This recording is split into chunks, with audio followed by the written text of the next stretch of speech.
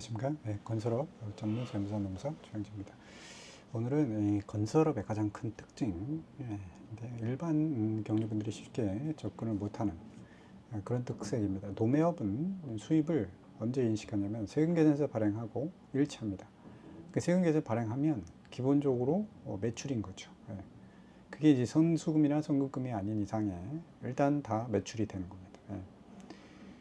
제조업도 일단 물건이 나가면 인도주의해서 그게 매출이죠. 건설업은 나갈 물건이 아직 완공되기 전 단계라도 기본적으로 기성고만큼은 세금계산서를 끊게 돼 있습니다. 보통은. 그러면 세금계산서를 끊었다면 그게 매출이냐? 건설업은 그렇지 않다 이런 얘기입니다. 그래서 건설업은 아주 특색이 이 세금계산서하고 수입 인식하고 다르다. 특별히 1년 이상 공사는 진행 기준에 따라서 연도 말에 공사 수익을 인식하고 1년 미만 공사는 공사가 완공된 시점에 한꺼번에 수익을 인식합니다. 완공된 시점에 한꺼번에 한다는 게 무슨 의미죠?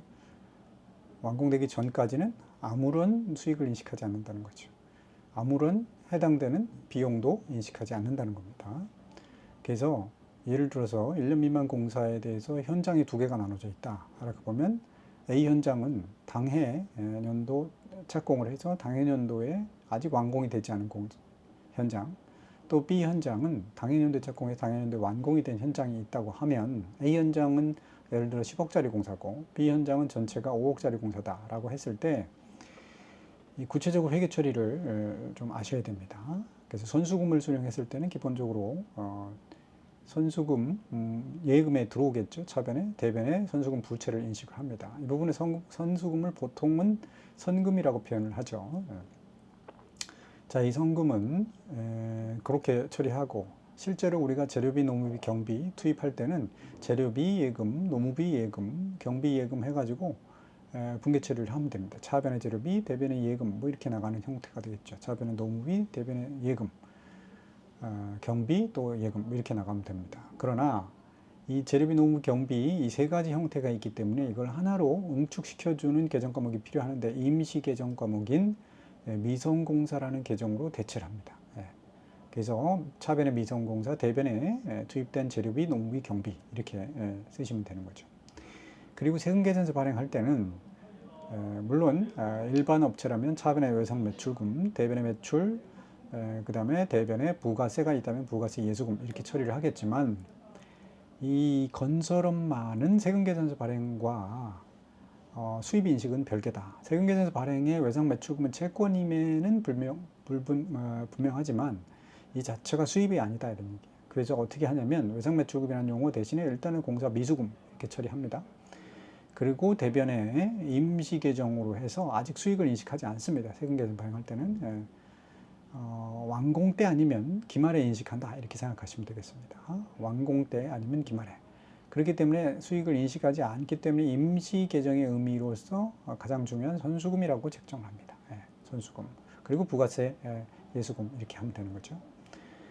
기존에 성금 받았던 부분은 애초에 성금 받았던 부분은 기성고만큼의 이유를 해서 선수금을 줄여주는 분계로서 차변에 분계가 나옵니다. 그래서 미수금 자체가 금액이 줄어들겠죠. 그리고 공사가 완공된 시점에는 이제 비로소 완공됐기 때문에 해당되는 선수금에 대해서 차변의 선수금을 빼고 대변의 수익을 인식합니다. 공사 수익을 인식하는 그런 구조죠. 그에 따라서 매칭되는 원가를 인식해야 되니까 차변의 공사 원가, 대변의 미성공사로 인식했던 거를 이제 비로소 공사 완공 시점에 공사 원가로 처리하는 그런 구조입니다. 자, 기말의 재무상태표를 보면 이러한 과정들을 거치게 나면 남는 계정들이 있는데 그게 미성공사, 또 선수금, 미수금 이 세 가지 계정은 특별히 주의하셔야 됩니다. 그래서 미성공사라는 것은 뭘 의미하냐니까 아직 그 공사가 완공되지 않은 부분이다. 공사에 대한 수익을 인식하지 않은 것에 대한 원가다. 원가 재고 자산이죠. 아직 원가화되지 않은 재고 자산. 미성공사는 실질 자산으로 인정을 기업 진단에 의해서 받으려면 별도로 철저한 증빙이 있어야 됩니다. 그래서 보통은 인정받기 쉽지 않습니다. 그다음에 선수금, 선수금 존재가 있죠. 선수금은 공사 수익으로 전환이 돼야 되는데 완공되지 않았으면 아직 공사 수익으로 전환이 되지 않은 부채 계정 과목이 있습니다. 이 부채니까 이건 실질 부채입니다. 실질 부채이기 때문에 실질 자산을 낮추는 부분이 있죠. 그래서 미성공사가 있으면 공사 수익이 아직 실현되지 않은 선수금이 반드시 따라다닙니다. 같이 있어야 됩니다. 차변에 미성공사만 자산이 있고 선수금에는 부채가 없다. 그럼 뭔가 잘못된 재무상태표인 거죠. 대번에 알 수가 있습니다. 회수해야 할 미수금이 있다. 그러면 미수금은 뭐 이런 분계를 통해서 나머지 나오는 숫자가 되는 거고요. 그래서 개략적으로 분계에 대한 부분이었고 구체적인 숫자를 보고 다시 설명을 드리도록 하겠습니다. 네, 건설공사 세금계산서 발행 시기에 수입을 인식하는 것이 아니다 여부에 대해서 한번 살펴보도록 하겠습니다.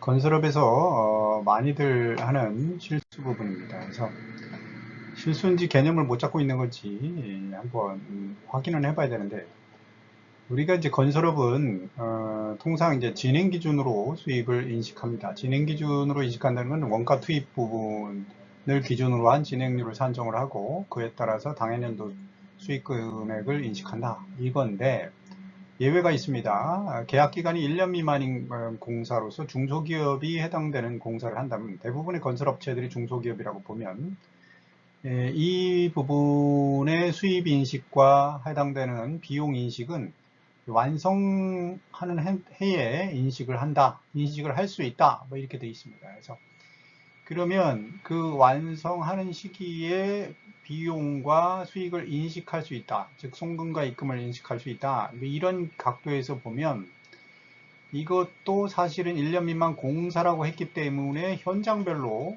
다 달라지겠습니다. 그죠? 현장별로 1년 미만 공사인데 완성되는 해가 다를 수 있잖아요. 예를 들어서 그냥 바로 들어가겠습니다. 이 현장은 당해년도에 착공을 하고 완공이 안 돼 있고 다음 연도로 넘어가는 거고, B 현장은 당해년도에 착공을 하고 당해년도에 완공이 되는 공사가 있다. 공사 금액이 10억짜리가 있고 공사 금액이 5억짜리다. 한번 살펴보죠. 단계별로. 어떻게 이제 흘러가는지에 대한 부분을 일단 먼저 확인을 해 보셔야 됩니다. 그래서 선수금을 보통 수령을 한다라고 봤을 때 수령을 안 할 수도 있고 할 수도 있는데, 선수금 수령 시점에 세금계산서를 발행할 수도 있고 안 할 수도 있는데, 광급공사가 아니라 민간공사라고 보고 선수금의 세금계산서 발행을 안 하는 경우다, 이런 경우를 보면, 자, 보통 돈이 들어왔으니까 예금, 선수금 분계 처리한다, 이런 얘기죠. 그래서 여기 3억을 선수금으로 받았다, 뭐 이렇게 기억을 한번 해봅시다. A 현장에 대해서. 자, 원가 투입 시점이다. 실제 공사가 이제 선수금 받고 들어갔을 때 재료비가 나갈 테고 노무비가 나갈 테고 경비가 나갈 테죠. 돈이 나갑니다. 돈이 나가는 거에 대한 분계를 A 현장은, 여기는 A 현장이고 여기 B 현장이 되겠죠. 그래서 A 현장은 재료비 1억, 노무비 2억, 경비 1억이 나가서 총 4억이 돈이 나갔고, 그 A 현장 말고 B 현장은 뭐 1억, 1억 이렇게 나와서 3억이 나갔다고 봅시다. 자, 그러면 이때 이제 돈 나갔을 때 지금 바로 비용 처리한 거잖아요. 지금 다시 보면 BBB 이렇게 돼 있으니까 비용 처리했다는 건데, 그렇게 하는 게 아니라 기본적으로 다 묶습니다. 이 재료비, 농무, 경비를 하나의 계정 과목으로 묶어야 되잖아요. 묶는 과목을 일단 미성공사라는 계정으로 사용하는 겁니다. 그러면 다 합쳐서 미성공사 4억이 되겠고, 이 부분은 재료비, 농무, 경비를 합쳐서 이렇게 다시 빼주고 미성공사로 대체를 합니다. B 현장에 대해서도 미성공사 3억이 나간 거니까 미성공사 3억이 설정이 되는 겁니다. 이렇게. 그래서 미성공사는 총 7억이 설정이 되겠죠. A 현장은 10억짜리, B 현장은 5억짜리 현장인데 투입된 원가가 A 현장 4억, B 현장 3억이 되는 겁니다.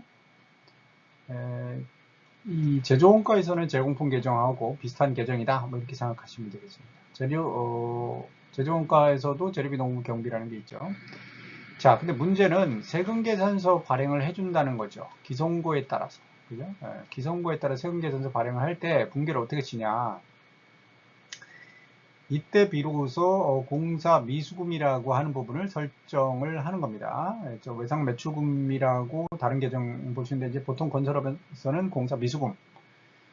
그리고 문제는 세금계산서 발행 시기에 이거를 수입으로 잡는 게 아니라 발행한 금액을 보통은 다 매출로 잡잖아요. 그죠?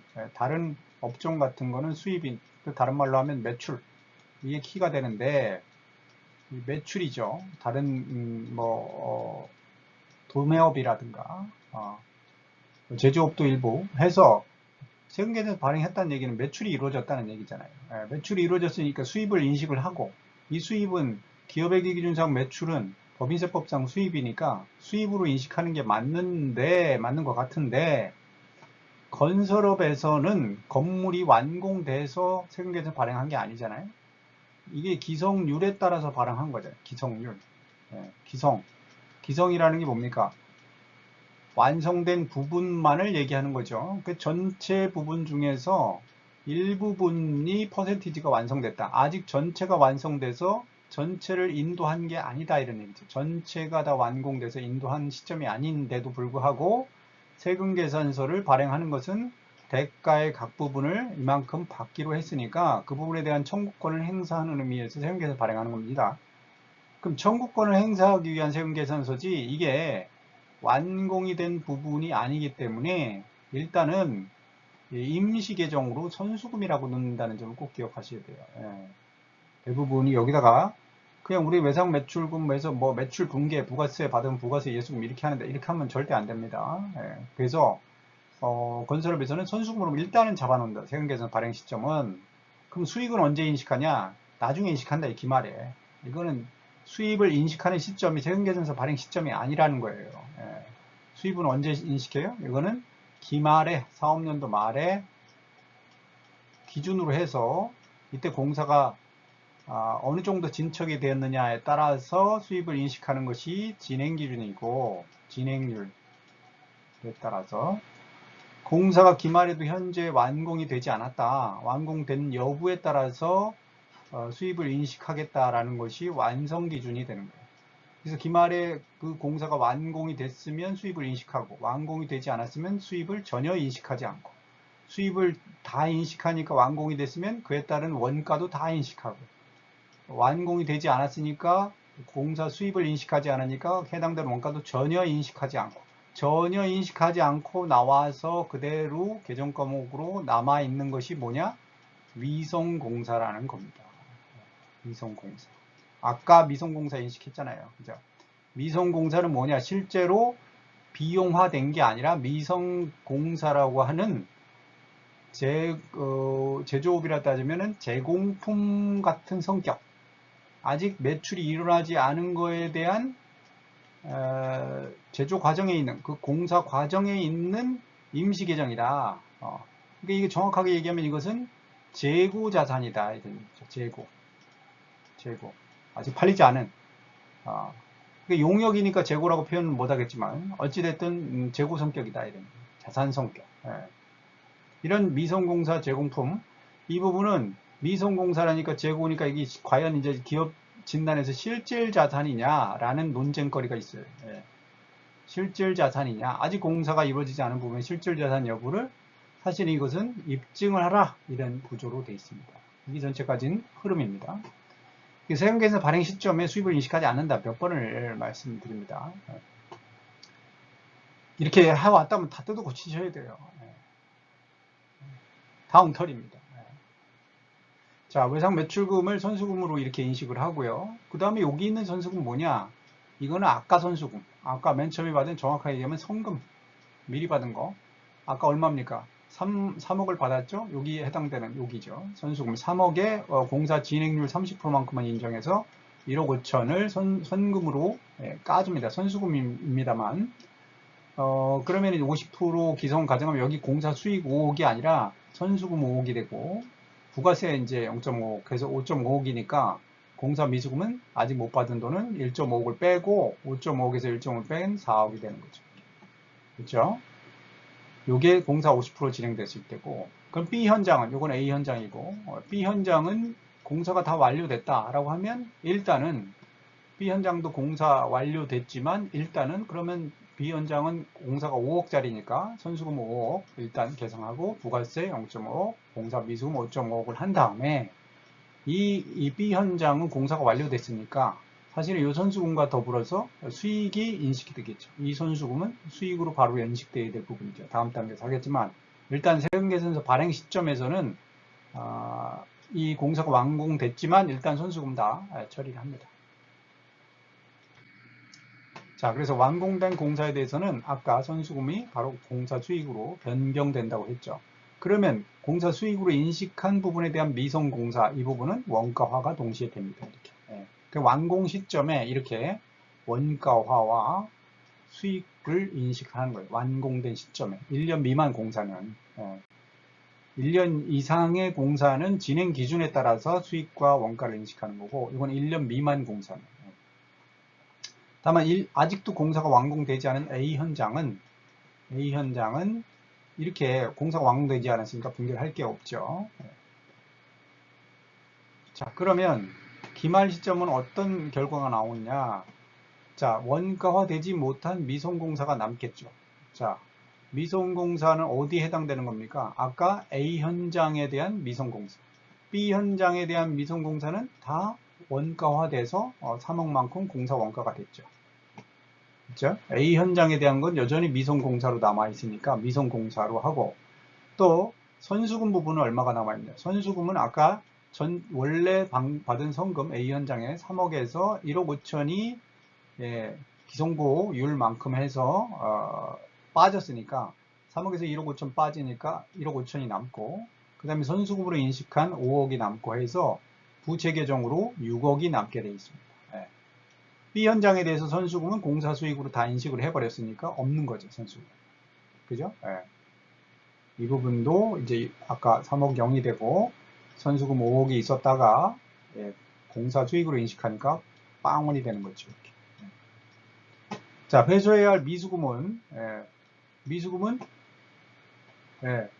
A 현장에서는 4억이 있죠. 아까 공사 미수금 4억 설정했죠. B 현장에서는 5억이 여전히 있는 상태죠. 그러고 여기서 이제 뭡니까? 그 부가세 0.5억이 또 미수금이니까 5.5억이 B 현장의 미수금입니다.